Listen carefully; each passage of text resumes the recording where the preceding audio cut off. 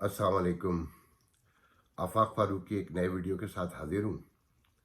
सबसे पहले तो मैं आज यौम सहाफ़त है तो मेरा उस कबीले से ताल्लुक़ है, मैं उस पर थोड़ी सी बात करूँगा। दुनिया में सहाफ़त मेरे ख़्याल में अब तो महज़्ज़ब दुनिया जो कहलाती है, जिसमें वेस्टर्न वर्ल्ड शामिल है, वहाँ पर भी मुश्किलात का शिकार है। तीसरी दुनिया में तो वो हमेशा से ही मुश्किलात का शिकार रहा है, ख़ासकर साउथ एशिया में और इस्लामी माशरों में। फिर हम इस बहस को तवील करेंगे, चाइना और रशिया और वो सब शामिल ही होगा, मगर हम अपनी सराउंडिंग में बात करेंगे, अपने हालात में और अपनी माशरत के हवाले से। वो मैं अभी जब वीडियो बनाने आ रहा था तो पाकिस्तान के नए वज़ीर इत्तलात शिबली फराज साहब इस्लामाबाद में, वो लाहौर में जो धरना हुआ है सहाफ़ियों का, उससे खिताब फरमा रहे थे। तो उसमें उन्होंने एक ही मेरे नज़दीक अहम बात की कि मेरा उस कबीले से ताल्लुक़ है जो सहाफ़त का हिस्सा रहा है। अपने वालिद का जिक्र कर रहे थे, अहमद फराज मरहूम का।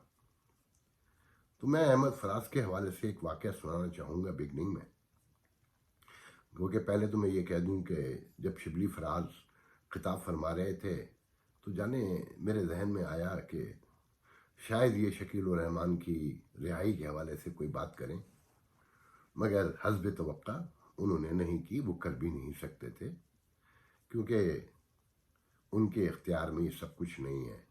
उनके इख्तियार का अंदाज़ा आपको वैसे ही हो जाना चाहिए कि lieutenant retired general Salim Bajwa जब उनके साथ लाए गए हैं, तो मज़ीद उस पर क्या कहना। दोबारा फराज साहब का मुझे वाक़या याद आ रहा था कि मुझे अब सन तो याद नहीं है, ये American Pakistani association, American Pakistani doctor association जो है यहाँ अपना के नाम से जो मशहूर है, जिससे आप लोग जानते हैं, उसका सालाना कन्वेंशन था अटलांटा में।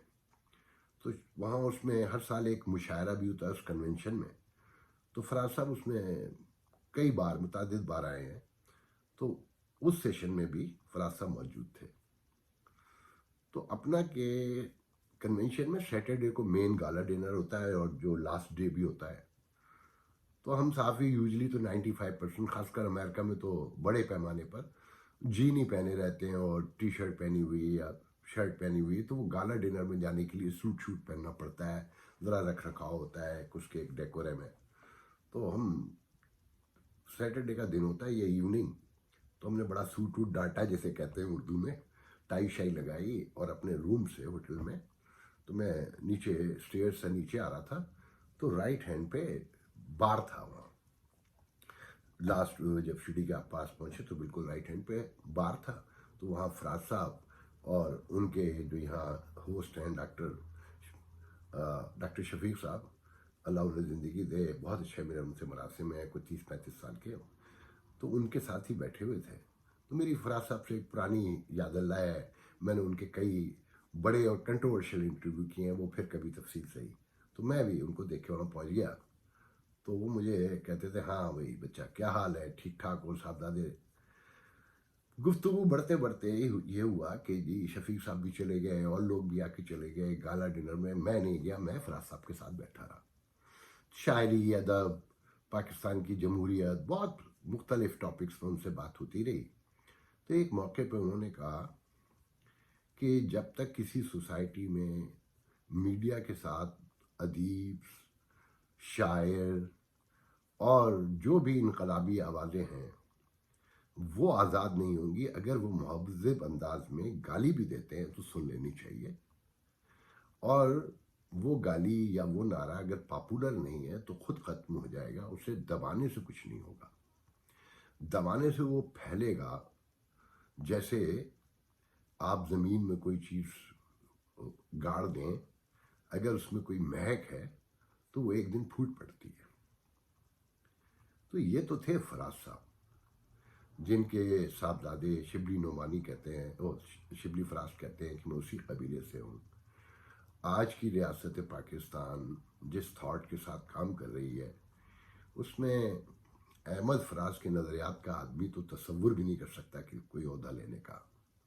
तो बहरहाल मैं इस बहस को आगे नहीं बढ़ाना चाहता, मुझे इतना اور کہنا ہے کہ پاکستان نے شکیل الرحمان کو گرفتار کر کے جو بم صحافت کا پاکستان کی حد تک وہ دبا کے رکھتے تھے وہ پھٹ چکا ہے عالمی برادری میں.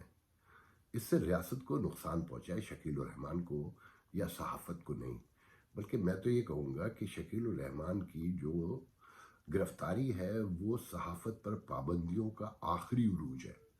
اور جب بھی کوئی عروج، بام عروج جسے کہتے ہیں نا، پہ پہنچے تو وہاں سے زوال شروع ہوتا ہے. کہ جب آپ ہائٹ پہ جاتے ہیں نا، کسی بھی چوٹی کے، آپ ہمالہ پہ جائیں، K2 پہ چڑھیں یا کسی بھی چھوٹی سی پہاڑی پہ چڑھیں، تو وہاں سے پھر نیچے اترنا ہوتا ہے. تو پاکستانی صحافت کے حوالے سے یا شہری آزادیوں کے حوالے سے، انسانی حقوق کی بحالی کے حوالے سے میں سمجھتا ہوں یہ ہائٹ تھی. اور اس سے زیادہ ریاست نہیں کر سکتی کہ پوری دنیا اس بات پہ متفق ہے کہ جس الزام میں انہیں گرفتار کیا گیا ہے وہ صرف ایسا ہی ہے کہ چت بھی میری، پٹ بھی میری، ٹیا میرے باپ کا، کہ ہم جو چاہیں گے کریں گے. تو اس سے ریاست کی بدنامی ہو رہی ہے، ریاست کو نقصان ہو رہا ہے. اور دیکھیں، جب معاشرے میں میڈیا پابند کر دیا جائے تو کیاس بڑھتا ہے، کم نہیں ہوتا. کہ اگر جو کیاس کیا ہے کہ جب درجنوں آوازیں ہوں، درجنوں تھاٹس آ جائیں، درجنوں فکر سامنے آ جائیں اور لوگ دست و گریباں ہو جائیں باہم، تو اگر ایک سیٹل میڈیا ہو، آزاد میڈیا ہو، اس پر میچورٹی اور رسپانسبلٹی کے ساتھ گفتگو کا آغاز کیا جائے تو آپ اس کے منطقی نتائج حاصل کر سکتے ہیں. اور جن معاشروں میں یہ نہیں ہوتا وہاں بڑی تباہی و بربادی پھیلتی ہے. آپ یہ دیکھیں کہ جو تیسری دنیا کے ممالک ہیں، آپ لیبیا سے شروع ہوں اور جہاں تک چاہیں چلے جائیں، ان معاشروں کی تباہی کی اصل وجہ ہی یہ ہوئی کہ وہاں میڈیا آزاد نہیں تھا. اور آپ لاکھ امریکہ کو الزام دیں، آپ لاکھ یورپ کو الزام دیں، مگر آپ وہ بنیادیں پہلے خود رکھتے ہیں کہ دوسرے لوگ مداخلت کریں اور پھر ان مسائل کو حل کرنے کی کوشش کی جائے. وہ مسئلے اس طرح حل تو نہیں ہوتے بلکہ اسپریڈ کر جاتے ہیں. تو پاکستان کی جو سچویشن ہے، میں اسے اسی رنگ میں دیکھتا ہوں کہ یہ خدا نخواستہ اسپریڈ نہ ہو جائے. دوسرا میرا ٹاپک ہے کہ جی پاکستان میں اچانک 4-5 سال کے بعد، 8 سال کے بعد یہ قادیانیت کا ایشو کھڑا ہو جاتا ہے. سب سے پہلے دیکھیں، آپ کو اچھا لگے برا لگے، میں تصور ہی نہیں کر سکتا کہ کسی مہذب معاشرے میں ریاست عوام کے مذہب، فرقے، زبان کو طے کرے اور وہ نافذ کرے کہ جی یہ مذہب کام کر سکتا ہے اور یہ مذہب نہیں کر سکتا. میں جس ملک میں رہتا ہوں، مجھے آج تک بخدا کسی نے اس بنیاد پہ ڈسکریمنیٹ نہیں کیا کہ میں مسلمان ہوں، میں سنی ہوں، میں پاکستانی ہوں، یا میری زبان اردو ہے اور میں پنجابی بولتا ہوں. ایسا کچھ نہیں ہے. مہذب ریاستیں جو امریکہ میں ہے کہ وہ یہ دیکھتی ہیں کہ میں لا ابائڈنگ سٹیزن ہوں کہ نہیں ہوں، میں قانون کو فالو کرتا ہوں نہیں ہوں، مجھے قرض جب ملے گا جب میرا کریڈٹ کا اسکور پراپر ہوگا، میرے نام سے، میرے کام سے کسی کو کوئی ایشو نہیں ہے، جب تک میں دوسروں کی جان کے لیے خطرہ نہ بنوں یا ریاست کے جو قومی ایشوز ہیں انہیں نقصان نہ پہنچاؤں. تو پاکستان میں قادیانیت، دیکھیں سب سے پہلے ذہن میں رکھیں، میرا مذہب اتنا کمزور نہیں ہے کہ مجھے کوئی قادیانی قائل کر سکے کہ جی محمد صلی اللہ علیہ وسلم جو ہے وہ آخری نبی نہیں ہے. میں تو تصور بھی نہیں کر سکتا. اور مذہب جو ہے 95% تو دیکھیں بائی برتھ ہوتے ہیں نا، کہ میرے ماں باپ مسلمان تھے، میں بھی مسلمان ہوں، میرے بچے بھی مسلمان ہیں، ان کے بچے بھی مسلمان ہوں گے. مذاہب تبدیل کرنا دنیا میں سب سے مشکل ترین اور انہونا سا کام لگتا ہے. آپ دنیا کا پورا ریکٹ دیکھ لیں، یہ ہمیشہ وہاں تبدیل کیے جاتے ہیں جہاں کچلے ہوئے طبقات پیدا ہوتے ہیں، جہاں لوگوں کی آوازیں دبائی جاتی ہیں، جن پر بے تحاشا ظلم و تشدد کیا جاتا ہے. یہ بہت لمبی ڈیٹیل ہے. آپ ساؤتھ ایشیا سے لے کر فار ایسٹ تک چلے جائیں، جو کرسچینٹی ہے کہ اس کا پھیلنا ہے یا اسلام کا پھیلنا ہے، یہ تمام ان طبقات میں آپ کو ملیں گے. ان کی تاریخ وہاں سے ملتی ہے جو کچلے ہوئے طبقات تھے. برہمن آپ کو نہیں ملیں گے جو ہندو سے مسلمان ہوئے ہوں، آٹے میں نمک کے برابر بھی نہیں ملیں گے. تو اس سچویشن میں آپ قادیانیت کو بھی دیکھیے. اور پھر دوسری بات یہ کہ آپ کو اعتراض ہے کہ وہ اپنے آپ کو مسلمان کیوں کہتے ہیں. تو آپ سمجھتے ہیں قتل کرنے سے ان کی عبادت گاہیں گرانے سے، ان کے گھر مسمار کرنے سے، ان کی زمینوں پر قبضہ کرنے سے مسئلہ حل ہو سکتا ہے؟ نہیں، اس سے انہیں فائدہ پہنچ رہا ہے۔ دنیا میں ان کی ہمدردی بڑھ رہی ہے کہ آپ ایک مسجد میں 84 لوگ مار دیتے ہیں، ان کا کیا قصور ہے یا ان کا کیا قصور تھا؟ وہ اس لیے قادیانی تھے کہ ان کے ماں باپ کا مذہب تھا، وہ اسے فالو کرتے ہیں۔ مذہب لوگوں کے گھر کا ذاتی معاملہ ہے، وہ کس حد تک اس پر عمل کرتے ہیں نہیں کرتے ہیں۔ اگر اس مذہب سے آپ کو خطرہ ہو، آپ کی جان کو، آپ کی معیشت کو، آپ کی پولیٹیکل سسٹم کو، تو شاید آپ اس میں بھی آپ قتل تو نہیں کر سکتے۔ آپ اگر تاریخ دیکھیں مذاہب کی، ریاستی نظاموں کی یا کسی بھی تھاٹ کی، وہ انسانی حقوق اور انسانی آزادیوں کے باعث وجود میں آئے، اور آزادیوں کی، انسانی حقوق کی بحالی کی جو تاریخ ہے وہ اتنی ہی پرانی ہے جتنی انسان کی اپنی تاریخ ہے۔ اب آپ اسلام کو لے لیں، اس کی بنیاد کیا ہے؟ فرد کی آزادی سے جڑا ہے نا۔ اصل میسیج تو یہ ہے نا کہ اس معاشرے کو دیکھیں جس میں اسلام آیا، کہ کچلے ہوئے طبقات جو تھے انہوں نے سب سے پہلے لبیک کہا۔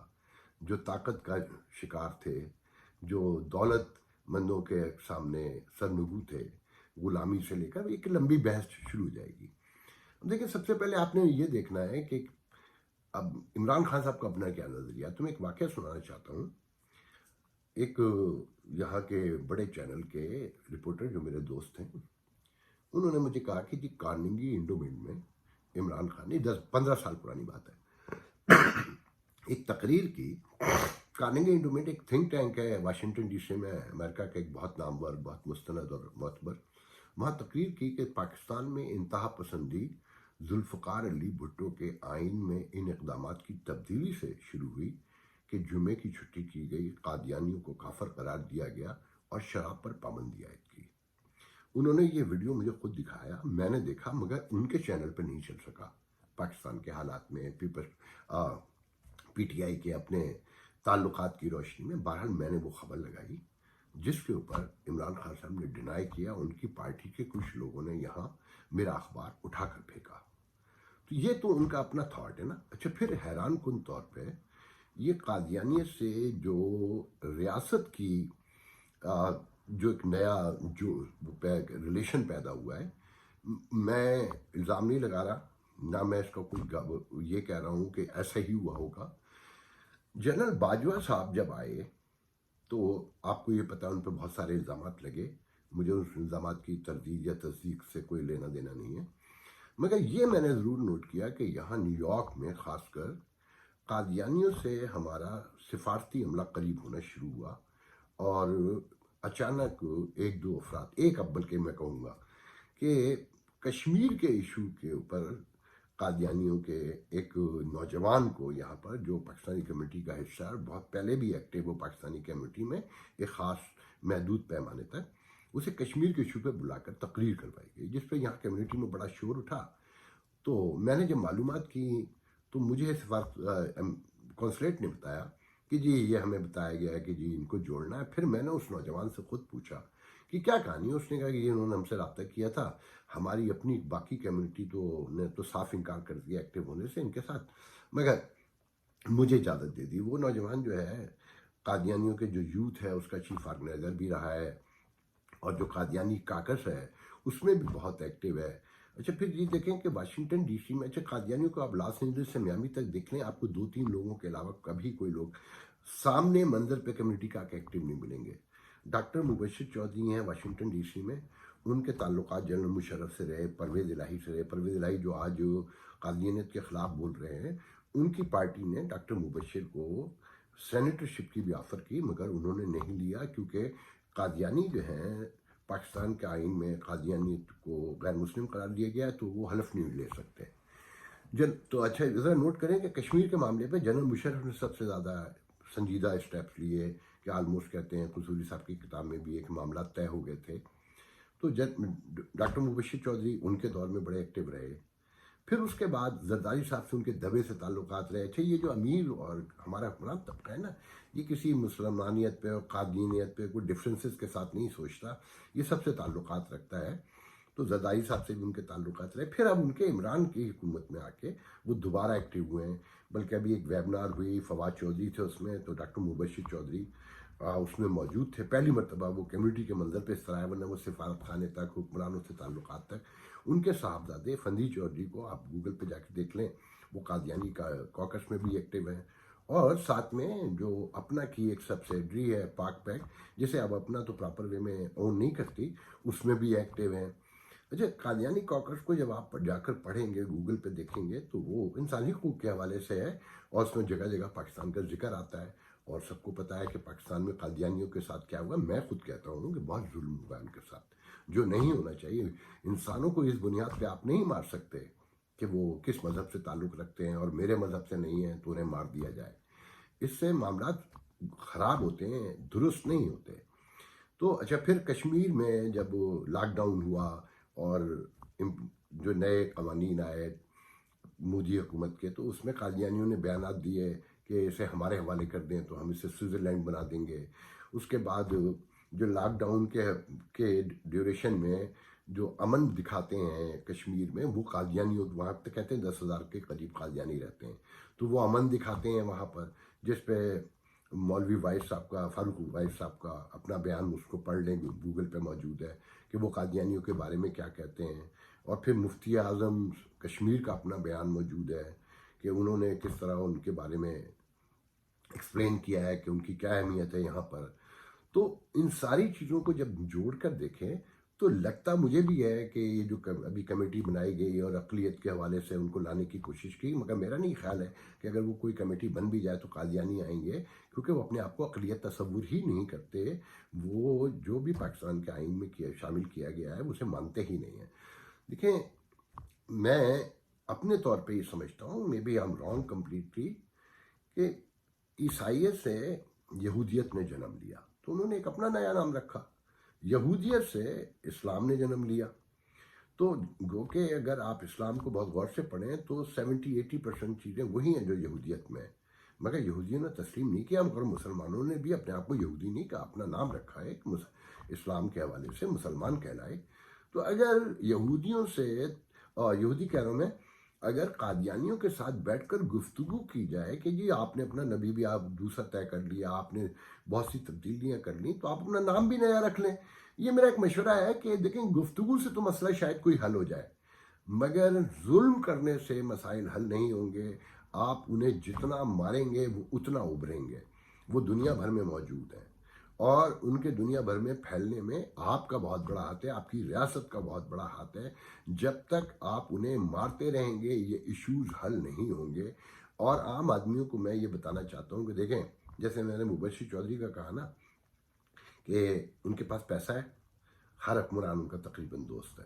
یہاں کمیونٹی میں بہت بڑے پیمانے پہ ان سے پاکستانیوں کے تعلقات ہیں، اور کسی کو کوئی شکایت نہیں ہے. ان کا صاحبزادہ ایکٹیو ہے پاک پیک میں بھی، قادیانی کوکس میں بھی، اور پاکستانی ان کے ساتھ بھی منگل کرتے ہیں جو پڑھے لکھے یا پیسے والے لوگ ہیں. یہ عام آدمیوں کا مسئلہ ہے کہ فلانا کافر ہے، فلانا یہ ہے. بھائی لوگوں کو طے کرنے دیں. اب لوگوں کہہ رہا ہوں کہ ان کو اپنے آپ کو طے، میں اپنے گھر میں کس طرح نماز پڑھتا ہوں، کس کو مانتا ہوں، کس کو نہیں مانتا ہوں، یہ میرا ذاتی مسئلہ ہے. ریاست کا مسئلہ نہیں ہوتا. ریاست اگر اس میں انوالو نہ ہوتی تو یہ اتنا بڑا ایشو نہ بنتا. اور یہ کہنا کہ جی وہ تشہیر کر رہے تھے، وہ یہ کر رہے تھے، مار رہے تھے، واقعات ہوئے ہیں نا بگننگ میں، 60s میں 50s میں، مجھے اب ڈیٹیں یاد نہیں ہیں. تو دیکھیں، یہاں یہ بھی ایشو سمجھ لیں کہ یہاں پر قانون کی بالادستی ہے، انصاف مہیا ہے، تو کوئی چوں بھی نہیں کر سکتا. ایسی جگہیں بھی ہیں کہ ریاست میں، اس ملک میں، امریکہ میں، چرچ کے سامنے، چرچ کے برابر میں سینیگاگ بھی ہے، مسجد بھی ہے، مندر بھی ہے. کسی کو کوئی ایشو نہیں ہے کہ آپ اپنی لمٹ میں رہیں، جو چاہیں کریں. آپ لمٹ سے باہر رکھیں گے تو ریاست سامنے آ کے کھڑی ہو جائے گی. وہاں پر انصاف بھی ہوگا، جزا سزا بھی ہوگی. اگر ریاست اپنا رول ادا کرے تو کوئی مذہب، کوئی زبان، فرقہ کسی کے لیے ایشو نہیں بن سکتا. مگر ریاست اپنا کام پراپر نہیں کرے گی تو یاد رکھیے گا، یہ ہم غریب کمزور طبقے کے لوگ ایسے ہی لڑائے جاتے رہیں گے. لڑتے رہیے، آپ قادیانیوں کو برا کہتے رہیے. مجھے پتہ ہے یہ سننے کے بعد آپ نے مجھے بھی گالیاں دینی ہیں، مگر میں بہت سارے لوگوں نے، سب نے نہیں، کچھ لوگوں نے پسند بھی کرنا ہے، مگر میرا یقین کامل ہے کہ جب تک ریاست دور رہے اور اپنے قانون انصاف اور اپنے اداروں کے ذریعے کام کرتی رہے پراپر وے میں، تو نہ کوئی مذہب کسی کے لیے خطرہ ہے، نہ کوئی فرقہ کسی کے لیے خطرہ ہے، اور نہ کوئی زبان اور نہ کوئی تھاٹ، نہ کوئی کچھ بھی کسی کے لیے خطرہ نہیں ہے. سب اپنا اپنا کام کر سکتے ہیں. اللہ حافظ.